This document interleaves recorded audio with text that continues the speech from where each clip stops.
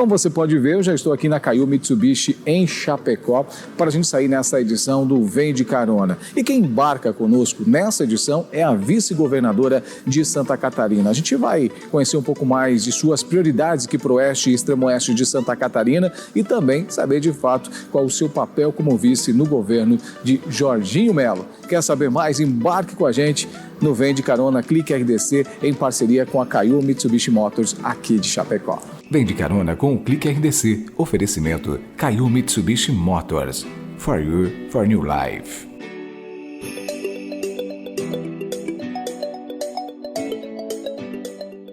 Bom, já aqui comigo no Vem de Carona, vice-governadora de Santa Catarina, a Marilisa, né? Nós estamos aqui falando um pouquinho dos nomes. Seja bem-vinda. Obrigada, Jucinei. Obrigada. Com muito carinho que eu estou aqui nessa cidade. Fui muito bem acolhida, muito bem recepcionada, povo carinhoso, povo afetivo. Estou muito feliz de estar aqui. Ah, que bacana. Você que é de Joinville, né? Joinville. Joinville. E a senhora construiu uma história bem interessante aí, delegada de polícia, né? Sim, com 24 anos eu fui nomeada delegada de polícia. Antes disso eu fui estagiária na Caixa Econômica, trabalhei na Habitasul como bancária, depois fui professora e fiz a faculdade. Com 21 anos eu me formei, comecei a trabalhar para as mulheres na Defensoria da Ativa, aí fiz o concurso, passei para delegada de polícia e fundei a primeira delegacia da mulher em Joinville. Então, isso que eu ia comentar com a senhora, foi um papel bem importante, né? Foi o início das DPCAMs. Foi bem difícil, por sinal, porque a nossa cidade era uma cidade muito conservadora, de origem alemã, e o cargo que eu estava ocupando era masculino, e eu, pequenininha, morena, que não tem olho azul, lá em Joinville, na época todo mundo tinha olho azul, bem alemão, mas enfim, acharam que eu não ia dar conta, e a gente começou o trabalho numa delegacia bem pequenininha, que era um depósito, que foi transformado em delegacia, coberto de folha de zinco. E ali nós começamos a dar os primeiros atendimentos. Mas, para nossa surpresa, as mulheres iam lá só por curiosidade. Para conhecer. Porque, na verdade, elas tinham medo de fazer a ocorrência. Uma chegou até a dizer para mim, mas doutora, eu não posso fazer o BO, porque se eu fizer o BO, ele vai me matar. Eu digo, querida, mas se tu não fizer o BO, ele vai te matar também. Porque na época eles matavam mesmo. Na época existia ainda a lei da legítima defesa da honra. Entendi. O marido matava a mulher e no júri dizia que ela tinha um amante e por isso ele tinha o direito de matá-la. Aí graças a Deus isso já foi retirado, né? Mas na época acontecia muito isso. Então a gente tinha que convencer a vítima a fazer o boletim de ocorrência, acreditar na gente. Naquela época a mulher não trabalhava fora, não estudava. Por quê? Porque não tinham creches na cidade. Então a mulher ficava em casa, com o papel de cuidar dos filhos. Até 6, 7 anos as crianças ficavam em casa e a mãe tinha que ficar em casa, porque não tinham de deixar. Então, mais tarde, as mulheres começaram a estudar. Aí a imprensa ajudou muito, sabe, Jucinei? Divulgando os direitos da mulher. Eu toda semana ia 2, 3 vezes na rádio conversar, explicar qual era o nosso papel, que casamento é um relacionamento a dois que tem que ser bom para ambos os lados, que tem os filhos que ficam traumatizados, muitos daí já saíam de casa adolescente e viravam delinquentes, né? Olha, possivelmente, eu imagino a dificuldade, hoje já ainda se encontra muita dificuldade, principalmente quem trabalha à frente das delegacias de proteção à mulher, né? Justamente a dificuldade de fazer essas denúncias, né? Imagino como era na época, ainda que a legislação, de certa forma, ajudava, dificultava, né? Sim. E agora conta pra gente o seguinte, como nasceu essa inserção no meio político? Na verdade já fazia, né? Quando você usava da sua função para buscar direitos das mulheres nesse caso, já estava, de certa forma, cumprindo um papel importante, né? Na verdade, eu nunca me envolvi com política, eu não entendia nada de política nessa época. Eu fazia essa política, né? Essa política de dar conhecimento às mulheres e orientação dos seus direitos. Eu costumo dizer, hoje que eu já estou na política, que tudo é política, Jucinei. A dona de casa faz política. Ela faz política com o marido, para o marido ficar calmo, para dar tudo certo, para falar com a família. Ela faz a política da boa vizinhança. Ela faz a política financeira, né? Então, assim, a gente tem política todos os dias. Só que a maioria pensa, não, política é só... Política partidária. Partidária. E não é né? isso. E não é isso. Então, assim, eu fui depois disso, depois de ser delegada, que fundei a Delegacia da Mulher, em 99, até 2002, eu fui delegada regional. Eu fui nomeada a primeira mulher delegada regional da maior cidade do estado, comandando Joinville e mais 5 municípios. Então, na época, quando eu assumi, muitos homens disseram, ela não vai aguentar, em uma semana ela cai, isso não vai dar certo. E na época, lá em Joinville, as delegacias eram todas alugadas, em garagens e porões. Nossa. Porque era só o que eles alugavam para o governo do estado, porque o governo do estado, na época, tinha a fama de mal pagador. Entendi. E aí eu disse, não dá, as delegacias eram um lixo. E aí nós começamos o trabalho formiguinha junto com o governador, certo? Para que a gente conseguisse melhorar construir. As estruturas. Aí nós conseguimos 4 terrenos com a prefeitura. Aí foi construído, o governo do estado fez um projeto único para as delegacias, que existe até hoje. Então, se você for construir uma delegacia aqui em Chapecó, já tem um projeto. Entendi. É só colocar no terreno, né? E foi o que a gente fez. Eu construí 4 delegacias que eram distritos na época. Sim. E no final ainda consegui arrancar do governo do estado a delegacia regional, que nós também não tínhamos. Então eu construí 5 delegacias na minha cidade, uma em Itapoá e uma em São Francisco, que estavam sob o meu comando.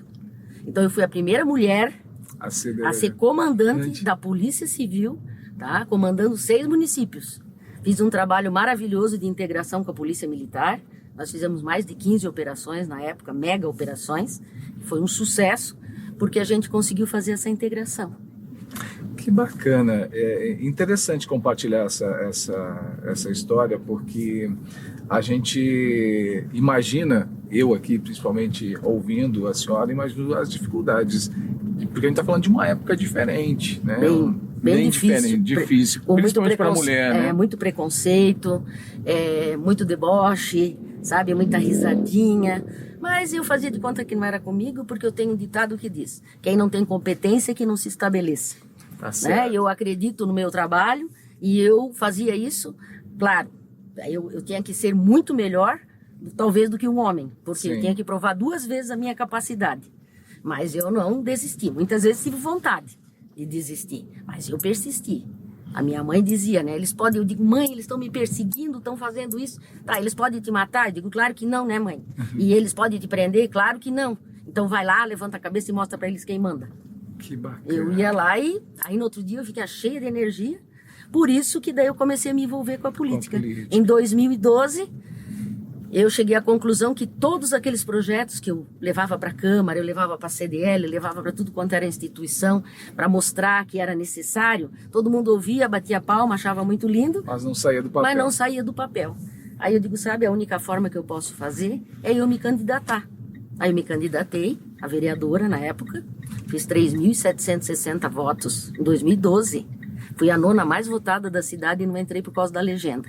Ah, sim. Tá? E aí, no dia da entrevista lá, o repórter, que era amigão meu, ele disse, pois que pena que a senhora não ganhou, né, doutora? Eu falei, não, eu ganhei.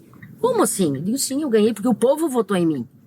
Eu só não entrei, porque a vontade do povo era que eu assumisse. Só não entrei por problemas técnicos de legenda. O povo votou em mim. O povo votou em mim, a vontade do povo foi feita, né? E agora, assumindo essa função tão importante que é estar junto no governo do estado, assumindo o vice, né? Uhum. Para quem não sabe, ou principalmente nessa gestão, qual vai ser o seu papel efetivamente como vice-governador? O meu papel eu já estou executando. Eu sou a vice, fui eleita para ser vice, estou ao lado do governador, trabalhando junto com ele, divulgando os nossos trabalhos, ajudando diariamente, trabalhando com os nossos secretários, levando as demandas para eles, assim como agora nós já tivemos uma semana aqui na região, em vários municípios, já me deram várias demandas, eu vou levar para Florianópolis, já vou despachar, vou falar com o Jorginho Melo, nosso governador, vou falar com os secretários a respeito das demandas, expliquei para eles como que está funcionando o nosso governo, de que forma nós recebemos o nosso governo, de que forma nós vamos atuar daqui para frente, cumprindo com as promessas do nosso governador, Jorginho Melo, do plano de governo. E nós já começamos a fazer isso através da saúde, porque nós elencamos a saúde como prioridade. Nós entendemos que as pessoas sem saúde, elas não conseguem trabalhar, elas não conseguem ter uma casa, elas não conseguem cuidar dos filhos. Então, nós precisamos cuidar da saúde das pessoas. É humanamente impossível, Jusinei, que um governo não consiga nem fazer isso, cuidar das pessoas. Tá? Então, foi por isso também que eu aceitei ser vice-governadora de Jorginho Melo, porque quando ele veio me convidar, eu disse, mas qual é o seu interesse na política? Como que o senhor quer atuar?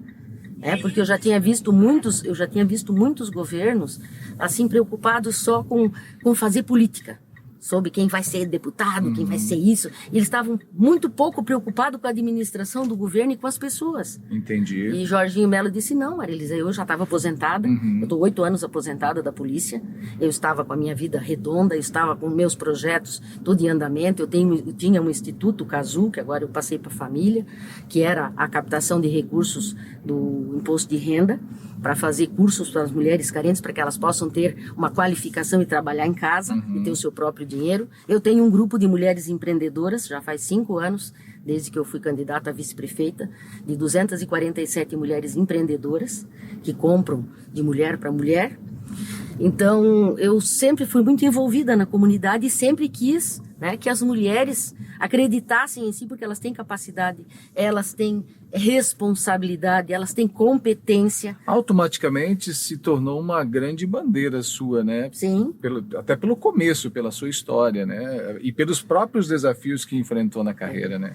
E as pessoas às vezes me confundem, elas pensam que eu sou feminista, bem pelo contrário, eu sou feminina. Eu sempre disse que a Delegacia da Mulher é uma delegacia que acolhe a mulher, porque a mulher é o começo de tudo. A mulher é a coluna da casa, né? Como diz o ditado, 50% são mulheres, os outros 50% são filhos dessas mulheres. É verdade. Quando o marido está desempregado, foi demitido, chega em casa desesperado, a mulher acolhe, bota ele no colo e diz, calma, eu vou trabalhar de diarista, eu vou fazer pão para vender, eu vou fazer crochê, vou vender Natura, vou vender Avon. Você é sua parceira aqui e isso é fundamental, importante. Isso. Aqui pro Oeste, alguma bandeira específica? Claro, você já falou aí dos projetos que fazem parte do governo de uma forma geral, que é saúde, a gente sabe de alguma coisa da educação também, que se tem isso como meta, mas alguma bandeira específica sua aqui para a região Oeste também, para a gente poder compartilhar? Sim. Tudo que nós fizermos para o Oeste, nós vamos fazer para os demais estados, né?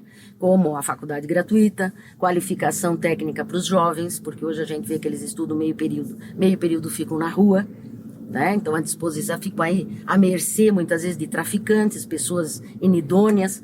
Então isso a gente quer fazer, a saúde, que é a nossa prioridade, e também dar uma oportunidade para as mulheres aqui do Oeste que trabalham muito com o agronegócio. Então, o Jorginho já está fazendo o Pronamp Catarina, vai se chamar, para que as mulheres possam emprestar um dinheiro através do Badesc, um dinheiro barato, com juros pequenininhos, até 150 mil, para que elas possam empreender. Ah, que bacana. Porque a gente já verificou que muitas dessas mulheres já fazem geleia, já fazem doce, já fazem melado, já fazem uma série de coisas. Então, elas vão Só poder... precisam de um auxílio para poder... transformar em negócio. Transformar em negócio. Uma batedeira industrial, um forno grande. Então, tudo isso a gente quer dar essa continuidade, sabe? Então, nós precisamos ver por região. Aqui a região é agricultura, é agropecuária, o que é? Então, vamos focar naquele pessoal. Vamos trazer aqui EPAGRE para dar curso para jovens, para que os jovens não saiam daqui. Hoje, Jucinei, tem gente por aí que tem um laguinho em casa, um sítio, e já está com uma produção de tilápia enorme. E estão ganhando dinheiro, gente jovem, meninos, que ganham mais muitas vezes do que uma pessoa formada, um advogado, um médico residente que está começando, um dentista que tem que montar ainda o seu consultório.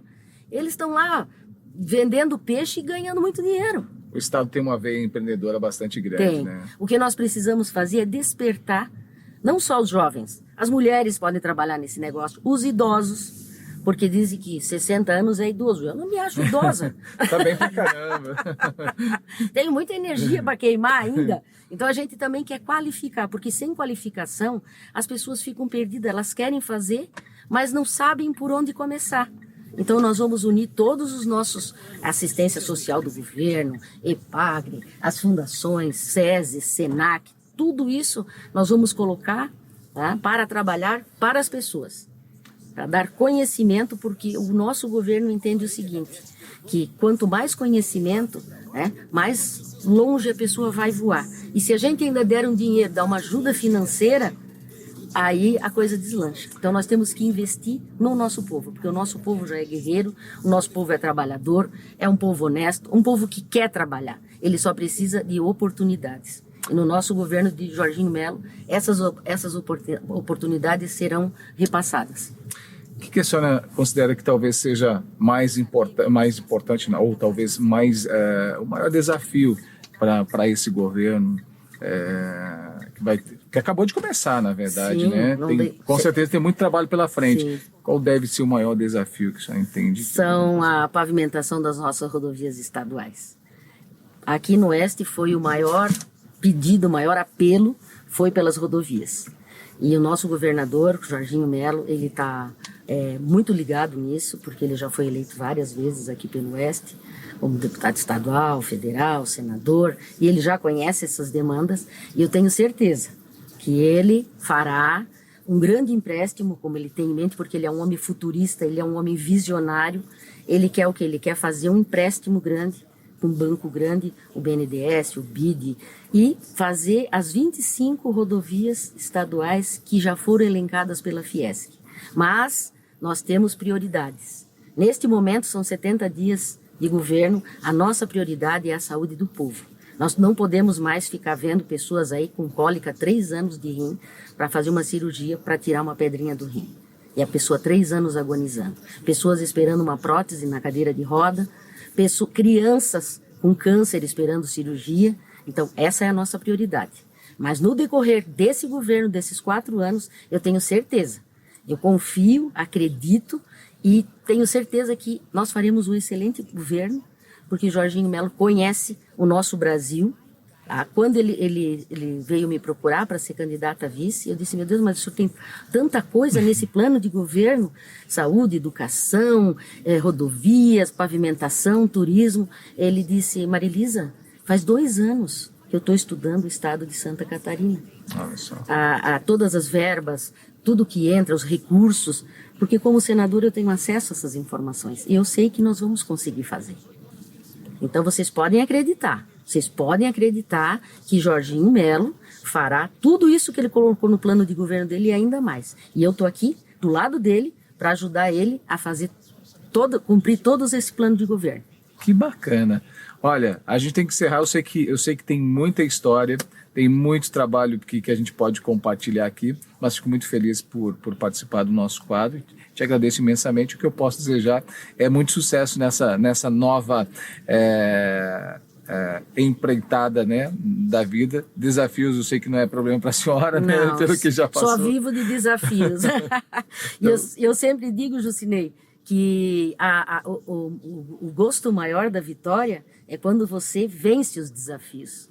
E aí sim, aí é que você se sente vitorioso, porque você foi lá e você conquistou, certo? Então a única coisa que eu quero deixar, minha mensagem, posso deixar uma mensagem? Por favor, fica à vontade. A única mensagem que eu quero deixar para o nosso povo, que como eu disse é um povo maravilhoso, um povo cheio de qualidades, trabalhador, que orem por nós. Nós precisamos de oração, de confiança e de muito trabalho de vocês para a gente manter o estado de Santa Catarina em primeiro lugar como ele está no Brasil.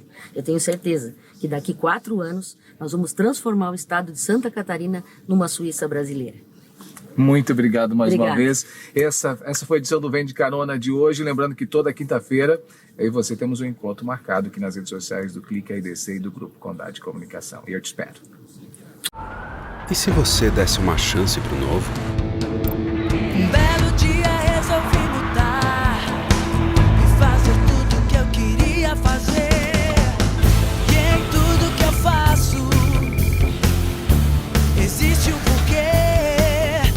Eu sei que eu nasci pra saber. Mitsubishi L200 Triton Sport 2023. For you, for a new life.